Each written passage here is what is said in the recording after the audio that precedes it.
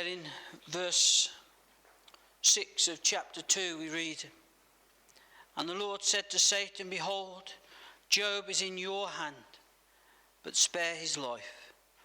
So Satan went out from the presence of the Lord and struck Job with painful boils from the sole of his foot to the crown of his head. And he took for himself a potsherd with which to scrape himself while he sat in the midst of the ashes." We finished last time looking briefly at the Satan touching Job's flesh. And what we need to grasp is that Job wasn't just afflicted. I may have mentioned this, but he wasn't just afflicted on the outside, but even from within. The boils are often an infection of some kind. And here is Job covered in these boils. And as we read, Sarah read earlier, that even mentally, he couldn't escape in his sleep. There are times, aren't yourselves, where you're in bed and you just long to sleep. You long to just be away from the problems for a little bit. Whether it be your aches and pains, whether it be the troubles of life. Just need some rest. And he says there in chapter 7 that I haven't even got escape in my dreams. Paul says this of the Satan. I don't know where he gets it from, but he says Satan would have spared Job's tongue so that he could curse God. Maybe not. I don't know. It doesn't tell us, but I can see where he's coming from. That Satan had said to God that if I do all this, he will curse you. And the craftiness of Satan, you could almost imagine that he would have kept his tongue so he could have cursed God. But there's nothing to say that was the case. But there in verse 7 we read that it was a total and intimate affliction with no reprieve. All of Job's person is invaded. There is absolutely no escape. The only escape for Job was death.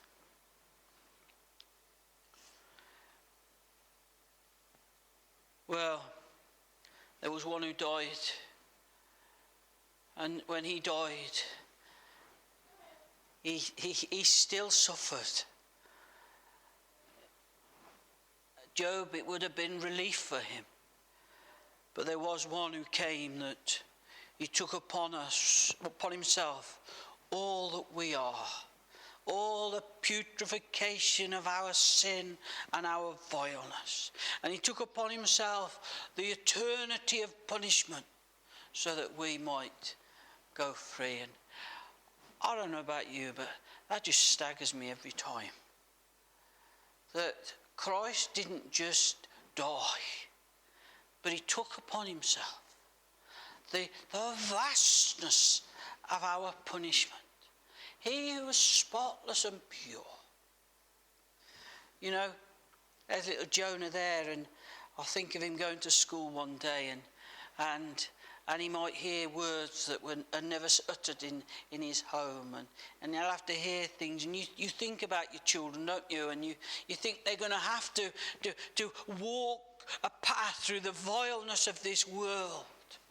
But we're not just talking about a little baby human. We're talking about the God of gods, the one who fills heaven's glory, that is beyond sin.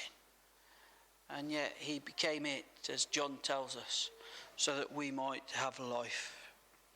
Now Job's protective hedge has been taken away, hasn't it? No longer is he protected by God. No longer is he being blessed. No longer is he enjoying the blessing of his family.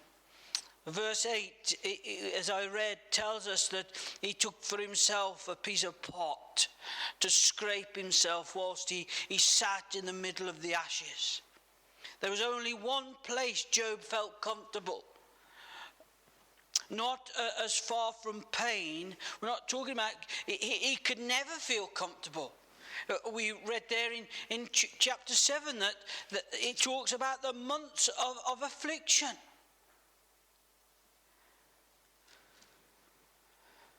He was never freed from that. But in ancient times, it's talking about the fact that the only place now he's lost everything. He has nothing. The only place that he would feel right to be is on this ash heap. And it's an idea that was amongst the nations. It wasn't a new thing. When you're stripped of everything like this, you would strip yourself of all your ornaments. You'd have to say, I've got nothing of any value. What is the point of all this that I have if I've lost all of that? And to put on the coarsest of clothes, and to place oneself in a humiliating position, to sit on the ground or on a heap of ashes or a pile of cinders. It was the common thing to do. It was an expression of sorrow. Well, there is a sense when we feel sorrowful, we try to surround ourselves, don't we, with some kind of comfort, but it doesn't help, does it? You know, when you are full of sorrow over something, there's nothing. Even the friend who sits quietly with you, it doesn't sort that ache out. It doesn't rise you above those problems. We read there in Isaiah chapter 3, verse 26. It says, her gates shall lament and mourn, and she being desolate shall sit on the ground. The people of God, they have nothing. This is the place where they will go. They will sit on the ground. They don't want. There's no place to sit other than the ground. They have lost everything. We can, if we are not careful, have this picture of Job putting ashes down to sit in. You know, as a child, as a young man, as I grew up and I read this picture, I almost thought that Job had maybe gone into the house and shoveled some ashes out of the fire and put it on the ground in his lovely grounds, and there he's sitting. But no, that's not what it's talking about. Rather, the picture we have is that of Job sitting on the local rubbish dump, outside of the town, outside of the city. We read of when they sacrificed the animals and they put the ashes by the side of the altar, and then they took them out of the city. This constant pile of ashes that was building up. That's where Job was, where the rubbish is continually burnt and thrown out the side of the city gates. The place that Jesus used as an image to represent hell. There is a sense where the writer is painting for us a picture of hell. Here we have lost everything. There is nothing to hope in. There was no hope that he would ever be well again. This constant breaking out of boils. It tells us again in chapter 7 that his skin keeps breaking out, and there seems no reprieve, no help, no comfort. Jesus talks about Gehenna, the valley of the sons of Hinnom, outside of Jerusalem, this terrible place where there's constant burning, and it's where Lazarus would have been dumped. The rich man would have been taken and had a glorious funeral, and yet Lazarus the beggar would have been just discarded.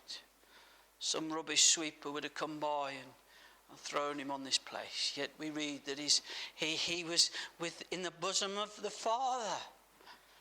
Because you see, God doesn't look on the outside, he looks within. This terrible place that Job sat. As we look at Job, we see a broken man. A man all alone. This is a real test of his faith and trust. And we all know to some degree, don't we, that